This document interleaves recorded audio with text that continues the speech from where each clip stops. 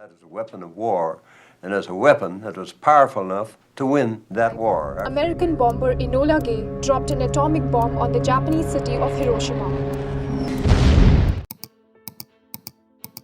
In the chronicles of history, few occurrences have stirred as much debate as the atomic bombings of Hiroshima and Nagasaki. Yet, even after over 70 years, a question remains, a riddle that remains unsolved. Why hasn't there been an official U.S. apology for these catastrophic events? Hello and welcome to our channel.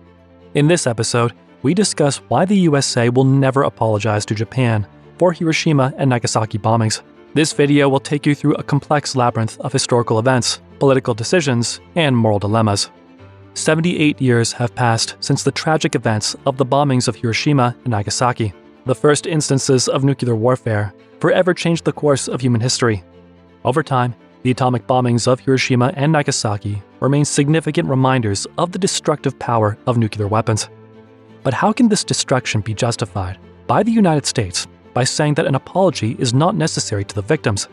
How do the people who lost everything and are still suffering the consequences? What are the possible reasons why the United States has not yet asked for any formal apology? In the midst of war, leaders make all kinds of decisions. In Hiroshima, and that's fine. Just as long as he doesn't apologize, it's absolutely fine. Who cares? The United States dropped an atomic bomb on the city of Hiroshima, Japan, on August 6, 1945. The bomb was carried by the B-29 bomber named Enola Gay, and it was coded as Little Boy. The explosion instantly killed approximately 80,000 people and caused widespread destruction. The explosion completely flattened the city, and thousands of people got injured. The thermal radiation, blast, and radiation effects continued harming lives in the following months and years. The devastation did not stop there. Just after 3 days, on August 9, 1945, the United States dropped a second atomic bomb on the city of Nagasaki. The bomb was carried by the B-29 bomber named Boxcar, and it was coded as Fat Man. The explosion resulted in the deaths of approximately 40,000 people and caused extensive damage to the city. A sense of dread permeated the world as Japan grappled with a situation that seemed impossible. The atomic bombings of Hiroshima and Nagasaki resulted in unprecedented destruction and civilian casualties, sending ripples of horror across the globe. Even as generations have passed, the families affected by these bombings continue to grapple with their devastating aftermath. In the face of such immense suffering, one might question whether an apology would suffice. Is a mere expression of regret adequate for the citizens of Japan who bore the brunt of such horrific acts against humanity? Before finding out the debates on the controversies about the apologies, let's first understand what led to the fateful decision to deploy these new weapons of mass destruction. 1. Japan was not ready to surrender. A state of war has existed between the United States and the Japanese Empire. As World War II drew close, a new chapter was about to unfold. The Allies, bracing themselves for a high-stakes invasion of the Japanese mainland, knew the cost would be steep. Before this monumental task, they launched a relentless bombing campaign, both conventional and firebombing, that left a trail of destruction across 64 Japanese cities.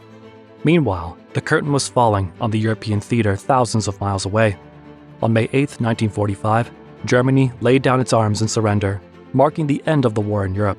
With this chapter closed, the Allies could now turn their undivided attention to the Pacific War. The year was 1945, and the Pacific War, a fierce conflict between the Empire of Japan and the Allies, was entering its 4th year. Japan, determined to maintain its sovereignty, wished to retain its emperor, carry out its war trials, and resist occupation by U.S. forces. On the other hand, the United States was adamant about achieving an unconditional surrender, signaling a definitive end to the war. Despite enduring several devastating firebombing campaigns, including the catastrophic bombing of Tokyo on March 9 to 10, 1945, which resulted in a staggering loss of life, Japan remained steadfast in its refusal to surrender. 2. The USA wanted to show its dominance and end the war between the Soviets and Japan.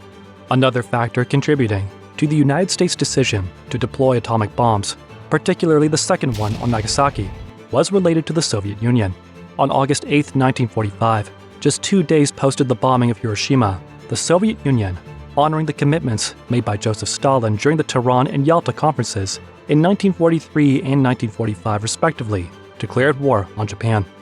It's plausible that U.S. President Harry Truman commanded the atomic bomb to be unleashed on Nagasaki not solely to coerce Japan into surrendering, but also to deter the Soviets from entering Japan by showcasing American military might.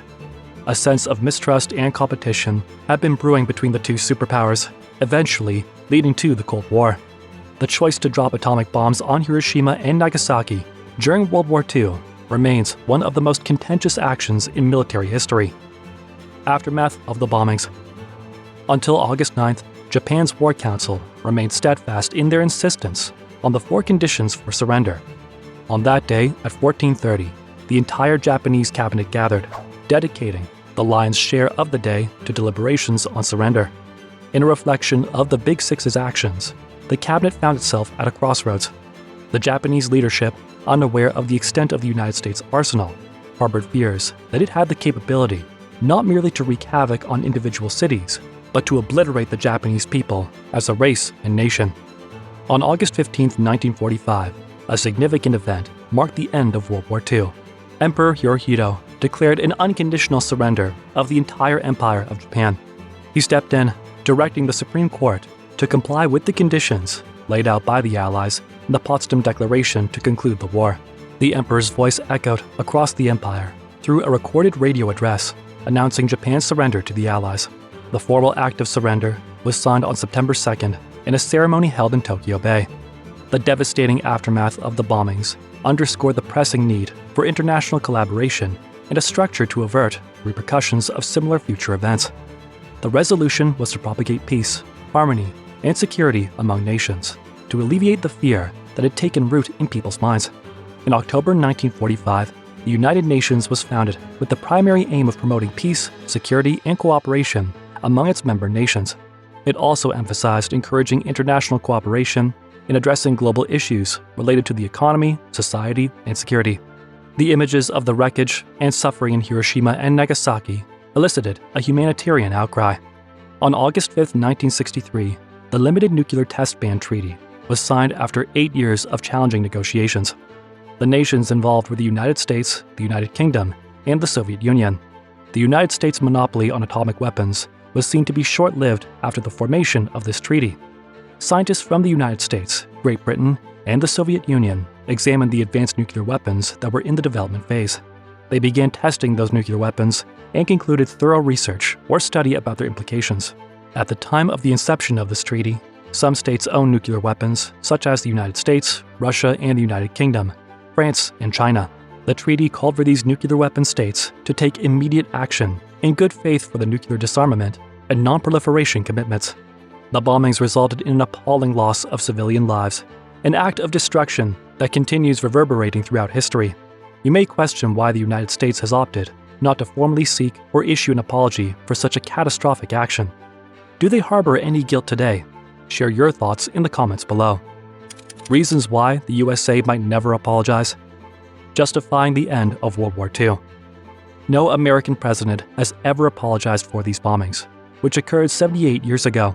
This absence of an apology is fueled by the prevailing narrative in the United States surrounding the atomic bombings and widespread public opposition to an apology in the commemoration of Japanese victims. In 1995, then-President Bill Clinton declared that the United States owes no apology to Japan for the atomic bombings, asserting that the atomic bomb had ended the war. This statement was an attempt to justify the mass killings of civilians and the commission of war crimes by the U.S. Similarly, in 1992, George H.W. Bush, who preceded Clinton, maintained that the decision to deploy the atomic bombs was right because it spared millions of American lives. Additionally, in 1985, then-President Ronald Reagan contended that the atomic bombings saved more than 1 million American lives. The world will note that the first atomic bomb was dropped on Hiroshima, a military base. That was because we wished in the first attack to avoid, insofar as possible, the killing of civilians. These justifications for the bombings, predicted on the notion of saving American lives, are not a recent phenomenon. Instead, they have been put forth by American politicians since the 1940s. Furthermore, in 1991, in reference to the atomic bombings, Bush made the public, offensive, and inappropriate remark, Hey, let's forget that. Let's, the US and Japan, go forward now together. The efforts by US presidents to justify the bombings and portray them as unnecessary are not surprising, as they reflect the dominant narrative in the United States about the bombings. This narrative is ingrained in the American education system.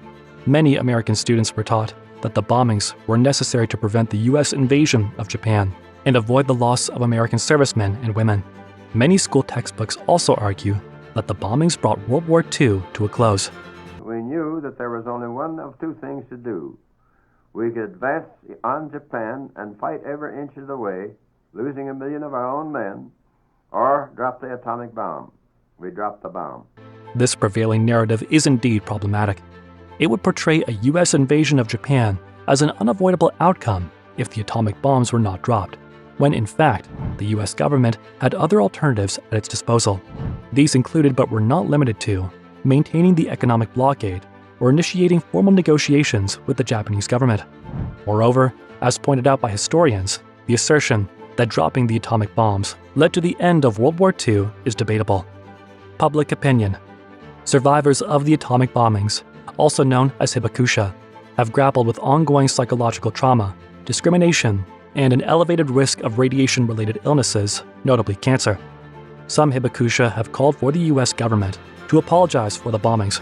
A prevalent belief is that the decision to refrain from issuing an apology may stem from worries that it could spark international demands for the US government to compensate individuals impacted by its nuclear bombing.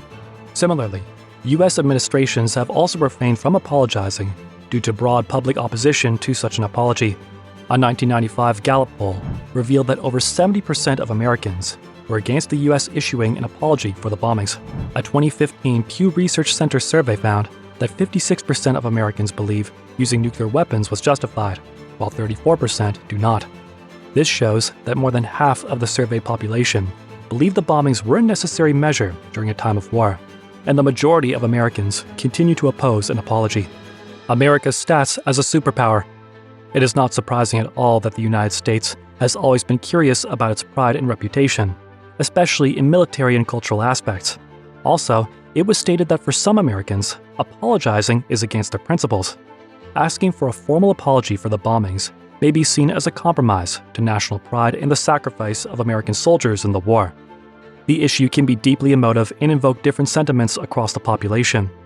If we see it from a legal perspective, an official apology could pave the way to legal claims for reparations and compensation from Japanese survivors of the bombings, which might affect the legal and financial aspects of the US government. That brings us to our next point. Compensation. US has always been unwilling to atone for the bombings, as an American apology may bolster international demands for the US government to provide compensation. From 1946 to 58, the United States conducted over 70 nuclear tests in the then US-controlled Marshall Islands, resulting in the contamination of the land of the Marshallese sufferings.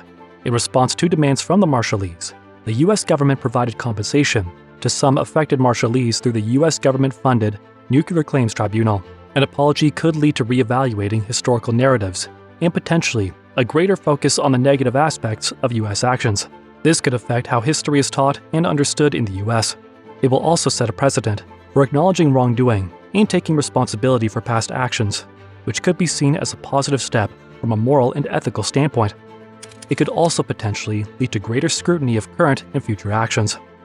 Japan and USA alliance. The enduring alliance between the United States and Japan, which has been fortified over time, is founded on shared democratic principles, security cooperation, and economic connections. This alliance has proven to be a cornerstone of their respective foreign policies. Joint military exercises, intelligence sharing, and cooperative endeavors in defense technology underscore the depth of their partnership. Their bonds are further solidified by a substantial economic relationship propelled by trade and investment. Both nations are also committed to promoting peace, stability, and development globally. The U.S.-Japan relationship is multifaceted and is characterized by stringent regulations across various domains. The U.S. may be concerned that an apology could potentially strain this relationship by bringing up a painful and controversial part of their shared history. Japan is a key U.S. ally in a region with several potential security challenges, including North Korea and a rising China. The U.S. may be concerned that an apology could complicate the security relationship. Possibility of apology in the future? Despite all these reasons, one question still hangs in the air. Will the United States ever apologize for the bombings of Hiroshima and Nagasaki? The implications of such an apology are indeed far-reaching. The potential future implications of an apology by the United States for the bombings of Hiroshima and Nagasaki are indeed a significant consideration. An apology could have a variety of positive and negative impacts that could resonate in different ways with different countries. U.S. presidents have also been unwilling to atone for the bombings, as an American apology may bolster international demands for the U.S. Since the devastating bombing in 1945, Hiroshima has been reconstructed and has emerged as Japan's 10th largest city. The United States has trodden carefully, expressing regret over the havoc wreaked by the weapon, but stopping short of issuing an apology. In 2016, Barack Obama visited Hiroshima, marking the first visit by a sitting U.S. president, but he did not offer an apology for the U.S. actions. Instead, he reflected on the toll of war and underscored the necessity for peace and nuclear disarmament. Same in 2023, Joe Biden, during his trip to the G7, President Joe Biden didn't apologize for the United States deployment of the atomic bomb. As we draw to the end of the video, let's reflect on the fact that the bombings of Hiroshima and Nagasaki remain a devastating part of human history. The absence of an apology from the United States continues to stir up debates and controversies. The reasons behind this absence are complex and multifaceted, and the discussions continue. Thank you for joining us in this episode. We'd love to hear your thoughts on this topic. Do you think the United States should apologize? What do you think would be the implications of such an apology? Please share your thoughts in the comments below. Let's keep this conversation going. Don't forget to subscribe to our channel and show some support. We will be back with a new episode unraveling the dark secrets of America. Until then, click on the screen to watch more videos on America and its history.